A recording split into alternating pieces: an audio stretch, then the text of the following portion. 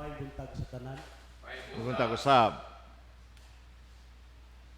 Sa dili pa ko muhatag sa ako mensahe ni kabuntago no. Nagaingon diya sa Juan Kapitulo 10, versikulo 27 nga nagingon, ang akong mga karnero mamati kanako, sila nakaila kanako o nagsunod kanako. Ang atong ebanghelyo nagisgot kini, uyon ba sa balaod ang pag-ayo sa adlaw nga igpapahulay o dili. Atong nakita nga ang atong Ginoong Kristo ilang gibitik unsa iyang buhaton panahon sa igpapahulay no. Kani mga batid sa balaod, mga graduhan, teachers of the law o mga Parisiyo. Ilang gipangutana atong Ginoong Kristo unsa iyang katubag. Kay hinumduman nato si Ginoong Kristo sa ginaduhay layo ra kaayo no. Kay usa siya anak sa panday. Atong hinumduman bisan tuod siya anak sa usa ka panday pero ang Dios ana nag-auban kaniya. Amen. Amen ba ta mga igsoon? Ang igpapahulay gituyo nga usa ka adlaw sa pagpahulay. Apan mausap ang paghatag og dungog sa Dios. Ang magbubuhat sa tanang butang ug ang himaya mao ang lalaki o babae nga bukos nga buhi. Si Jesus mao ang Ginoo sa igpapahulay. Atong hinumduman gid nato mga igsoon. Ang atong Ginoong Kristo mao ang Ginoo sa igpapahulay. Ang iyang pag-atiman sa katawhan, ang pinakataas sa mga linanang sa Dios. Labaw pa sa ritual nga mga regulasyon bisan sa adlaw ipapahulay. Dili lang ang atong Ginoong Kristo nga dinhi lang taman sa sulod sa simbahan, kundi migawas siya aron pag-ayo sa mga tao nga nay mga kapansanan.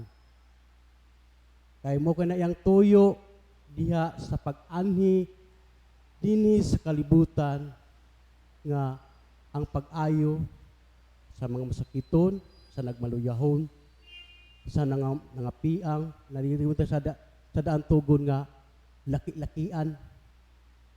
Kay Ezekiel ba na? Si San Ignatius nag-ingon, ang matag usa kaninyo kinahanglan nga magbantay sa adlaw igpapahulay. Sumala sa espirituhanon nga paagi. Nga magmaya sa pagpamalandong sa balaod o dili sa pagpahayahay sa lawas. Pagdaig sa binuhat sa Dios ug dili pagkaon sa mabutang nga giandam sa miaging adlaw. Paglakaw sulod sa gilatid nga luna ug human sa pagbantay sa ipapahulay. Himua nga ang matag higala ni Kristo magsaulog sa adlaw sa Ginoo ingon nga usa ka pista. Ang adlaw sa pagkabanhaw, ang rayna o ang pangulo sa tanang mga adlaw. Nga ako manghinaot ko, labi na gid sa atong adlaw-adlaw nga diha sa atong pagsunod sa iyang pag-alagad. Uban ang pagsakripisyo no. Nga dili lang ta kuto bini sa gingon nga four corners lang no. Dili mo gawas kita nga ang atong mga kinabuhi makita binagi nga ang himaya sa atong amahan nga to sa langit ini sa atong kinabuhi diya sa atong pagpadayon, pagsunod, diya ito paglawig, no? Sa dihang makadugay kita sa atong pag-alagad. Mo gina akong ibalik-balik diya. Pag-anam ka, ambol. Pero kayon sultion, pero gusto natin.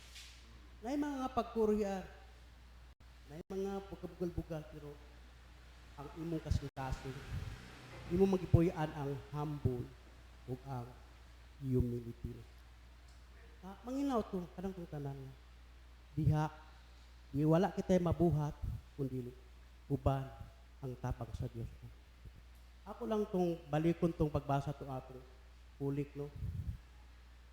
Hindot kay atong kulik. Atong Domingo. Na nag-ingon. Labing gamhanan ug walay katapusan nga Dios.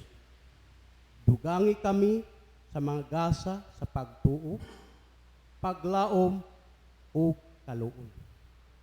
Og mabatunan ang imong gisaad. Himua kami nga mahigugma sa imong mga sugo. Palihog, panindog.